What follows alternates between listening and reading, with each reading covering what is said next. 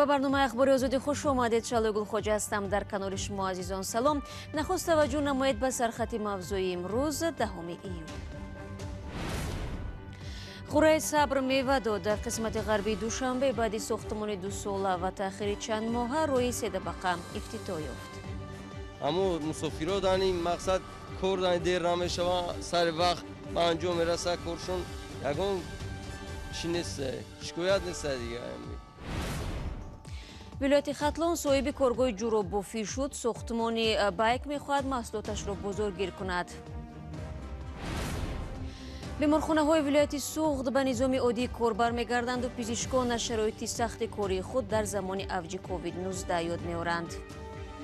Агар ҳисоб кунем, 14 рӯза буде, 42 то 48 рӯза ба ҳамон муолиҷаи беморон сайр пешина монда, ёрдами худшон расонда. имрӯз ҳавопаймои ширкати Сомон Эйр тавассути парвози ғайринақшавӣ аз Беларус тоҷикони дармондаро ба Тоҷикистон мерасонад. яке аз мусофири он бо ирсоли наворе гуфт ки ҳавопаймо баъди таъхири нимсоата нисфи рӯзӣ аз фурудгоҳи Минск ба самти Душанбе парвоз намуд. ҳамчунин субҳи 10 июл ҳавопаймои ширкати Тоҷик Эйр шаҳрвандони ниёзманди Тоҷикистонро аз Русия ба ватан овард. нархи билет ба ин парвоз 36452 рубл гуфта шуд. ширкати Сомон Эйр хабар дод ки фардо тариқи ҳамин хат сайр, яъне Москав-Душанбе шаҳрвандонро меорад.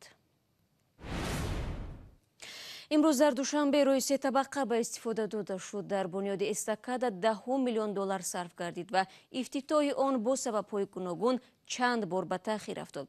сохтмони роҳи мошингарди таркибие ки пойтахтро бо шаҳри Турсунзода мепайвандад 2 сол идома кард. дар ин муддат омаду рафти сокинони қисмати ғарбии пойтахт ва ҳам ронандагон бо мушкилоти зиёд рӯбарӯ буд. ҳоло бошад онҳо аз натиҷаи кор ситоиш мекунанд. бароди Юсуфӣ гузориш медиҳад. пас аз таъхири чандмоҳа, эстакада ва ёроҳи сетабақаӣ дар хиёбони Исмоили Сомонӣ ва буриши хиёбони Сино бо ширкати раиси ҷумҳур Эмомалӣ Раҳмон ва Рустами Эмомалӣ, шаҳрдори Душанбе, ифтитоҳ карда шуд. бо ифтитоҳи эстакадаи дуюм дар ин хиёбон ҳамчунин 2 пул бо роҳи дутабақаӣ ва дар маҷмӯъ ҳудуди 5 километр роҳ баъд аз тавсеяу аз навсозӣ боз шуд. сабаби таъхир дар ифтитоҳи эстакадаро масъулони тарҳ хуруҷи пандемияи коронавирус дар ҷаҳон тавзеҳ дода буданд. инженерҳои соҳавии хориҷӣ мо вақте ки истироҳат моҳи январ феврал рафтан, баъд аз пайдо шудани ин дигар ба ё раҳбанд мондан, мутахассисон хеле бисёртар омада натонистанд. баъд дигар ки маҳсулотое ки барои ороишии зиёде ки мо аз хориҷи кишвар мегирифтем, бинобар сабаби ҳамин коронавирус интиқол шуда натонистанд. маҷбур шудем ки мо аз маҳсулотҳои маҳаллии дохилӣ истифода барем. дар паҳнои 68 метрии роҳ 8 хати ҳаракат дар роҳи асосӣ ва 4 хати иловагӣ барои нақлиёти ҷамъиятӣ бунёд шудааст. ҳамчунин дар баробари роҳ навсозии системаи муҳандисии зеризаминӣ аз ҷумла оби нӯшокӣ, гармидиҳӣ, хатҳои алоқа, газ, рӯшноии муосир, хатҳои ҳаракати троллейбус бунёд шудааст.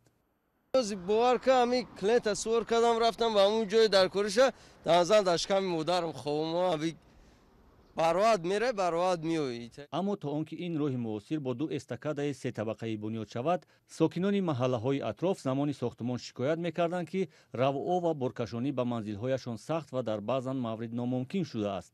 баъдан дар ин маҳаллаҳо роҳҳои байнмаҳаллии хурд бунёд ва тармим шуд ки ҳарчанд бо сахтиам буд, аммо равоо мумкин гашта буд. мисол як бозорӣ мекардед, вай мекардед, гирдобагирд мерафтем. ҳозир удобно шуд. Як чиз мечем, рост мерем сеткои гирифта. Ё як мисол заиф ҳам бошад, фарзандашо гирифта азоб намекашад, рост мерад. Автобус, троллейбус ба. Просто автобус, троллейбус кам мегардад. По возможности ягон зиёдтар шавад бо навз. дар анҷоми тарҳи бунёди эстакадаи сетабақаи хиёбони Исмоили Сомонӣ 200 нафар кор мекарданд ки 80% онҳо мутахассисони маҳаллӣ буданд. тарҳи бунёду аз навсозии қитъаи роҳ аз муҷассамаи Сино то дарвозаи ғарбии Душанбе бо $40 миллион сармоягузории Бонки Аврупоӣ таҷдид ва рушд, Бонки Осиёӣ сармоягузории инфраструктурӣ ва ҳукумати Тоҷикистон анҷом шудааст. фармоишгари тарҳ, вазорати нақлиёт, маркази татбиқи лоиҳаҳои таҷдиди роҳҳо ва иҷрокунандаи он, ширкати Ксинҷанг, Communication Construction группи ҷумҳурии мардумии чин мебошад. назорати сифати корҳоро дар ин тарҳ ширкати машваратии эптисаи испания бар уҳда доштааст. бо анҷоми ин тарҳи бузург имтиҳони истифодабарӣ ва тобоварии роҳу пулҳо ва шароити иқлими гарму сарду сербориши тоҷикистон оғоз шуд.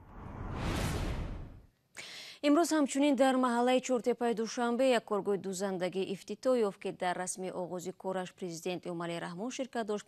дафтари хадамоти президент мегӯяд ин корхона дар як шабона рӯз имкони тавлиди то 20 000 дона либосҳои гуногунро дорад.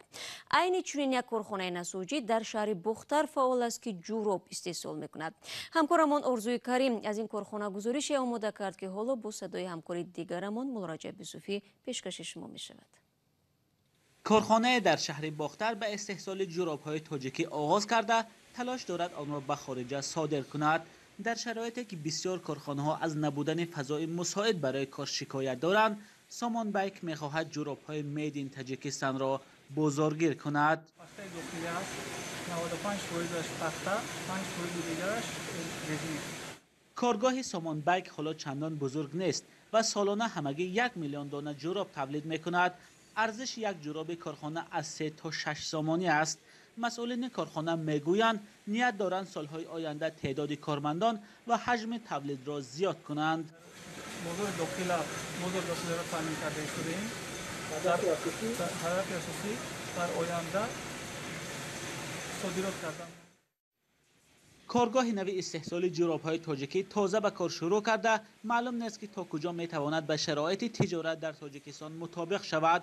ولایت ختلان سالهای اخیر در بافتن جوراب و صادرات آن به خارج کشور تجربه دارد. اولین بسته جوراب‌ها از یک کارگاه نساجی در ناحیه یاوان هنوز 1 سال پیش به بازارهای روسیه راه یافته بود.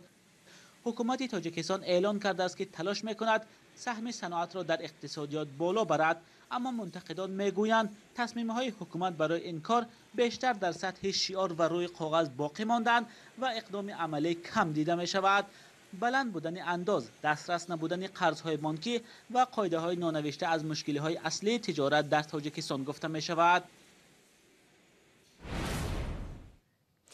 мақомоти тоҷикистон ҳафтаи чорум аст ки аз кам шудани бемории COVID-19 ва холӣ гаштани шифохонаҳо дар кишвар мегӯянд. омури расмии шумораи умумии гирифторон ба коронавируси навро то 9 июл 6410 нафар ҳисоб кардааст.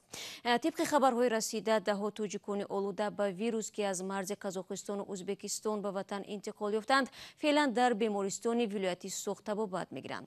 пизишкони ин вилоят ки тӯли чанд моҳ дар мубориза бо COVID-19 дар сафи пеш буданд аз рӯзҳои серташвиши худ хотироти зиёд доранд.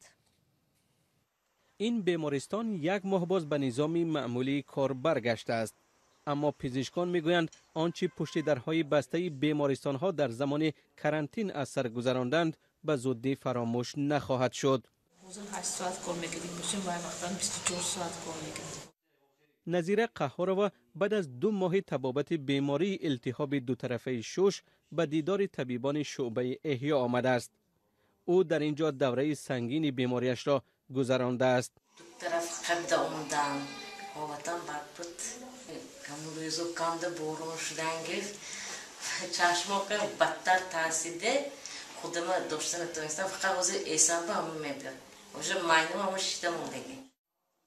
به مثل او در این بیمارستان از آخر ماه اپریل تا ماه ایون 35 بیمار التهاب شدید شش در شعبه احیا بستری شده بودند. شفاخانه جماعت یاوه یکی از نخستین بیمارستان‌ها در تاجیکستان است که از 14 مارس امسال تا 21 اپریل بیش از 80 نفری را که از خارج برگشته بودند به خاطر پیشگیری از بیماری کووید 19 به کرانتین فرا گرفت. بعداً از آخر ماه اپریل تا ماه ایون بیش از 200 بیماری دیگر با نشانه‌های این بیماری در این شفاخانه تبابت گرفتند. ما اگر ممکنه مبارزه داشتیم که نظم رسد کنیم این نادرست بود، لیکن پروسه اول بسیار برای ما دشوار بود، چون کلینیک بیماری ناقدر فهمو بود. برای ما دشواری اهمیت بود. وقتی که ما الگوریتم برای معالجه دریافت نمودیم، بعد آسان شد. پزشکان میگویند که در زمان کرانتین اکثر آنها چندین وقت نزدیکان خود را ندیده بودند و در شرایط سخت کار میکردند. تلفن گازمان بود. در از پدرم گفتن که کار میبیت گفته از دور ماشین که آمد رفتم خیلی طاقت کرده.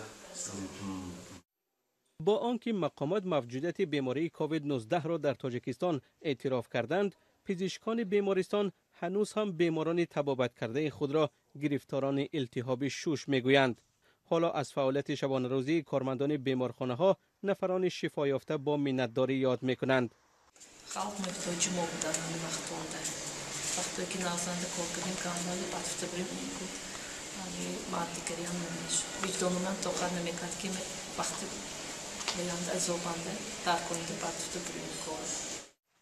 با گذشت یک ماه از کرانتین وضع در بیمارستان ها به حال اول برگشته است و فعلا به گفته مقامات در بیمارستان جماعت یاوه ناحیه باباجان غفروف یگان بیماری کووید 19 نبوده است. در حال حاضر در ولایت سوخت تنها بیمارخانه استراحتی در خوجند در نظام کرانتین است.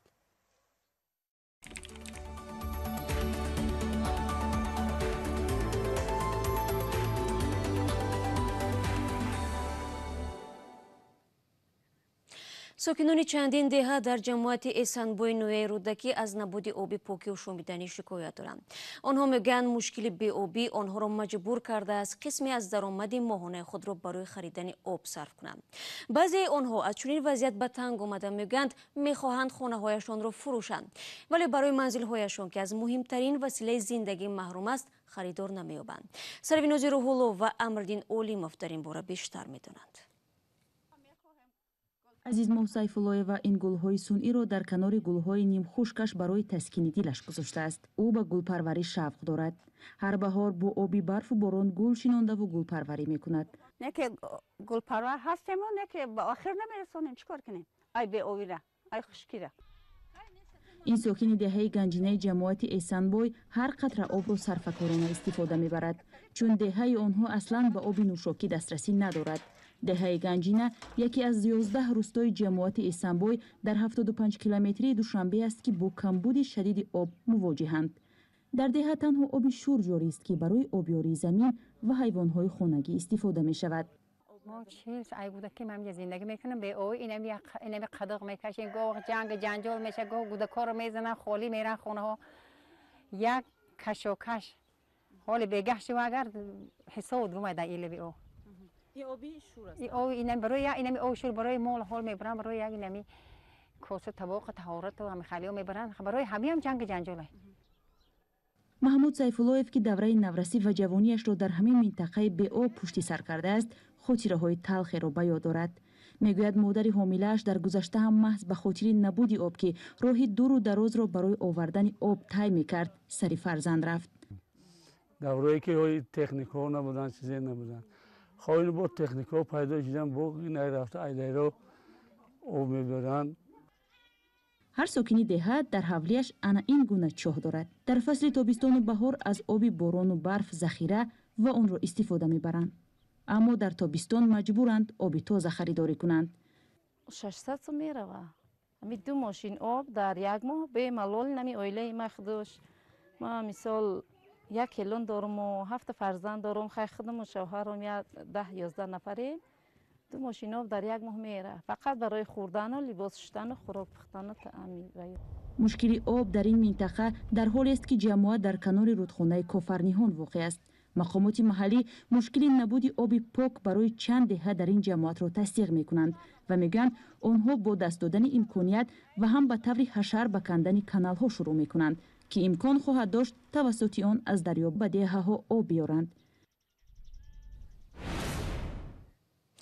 домуло мирзоалӣ писари домуло муҳаммадӣ қумсангирӣ субҳи имрӯз дар бишкек аз ковид-19 фавтидааст. дар ин бора наздикони домуло мирзоалӣ ба радиозодӣ хабар доданд.